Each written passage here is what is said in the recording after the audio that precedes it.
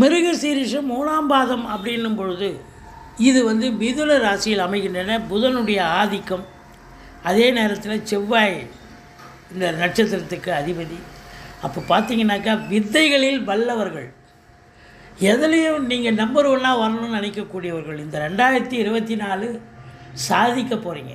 குறிப்பாக பார்த்தீங்கன்னா புதனுடைய ஆதிக்கம், அதாவது ஐசிடபிள்யூ, சிஏ படிக்கிறவங்க, வாத்தியாருங்க, நிதித்துறை, நீதித்துறை, அரசியல், சினிமா, பத்திரிகை, மீடியா, ஆன்மீகம், விளையாட்டு, தொழில்நுட்பத்துறை, கல்வித்துறை, இது எதில் இருந்தாலும் உங்களுக்கு நம்பர் ஒன்னாக வரக்கூடிய ஒரு அமைப்பு இருக்குங்க.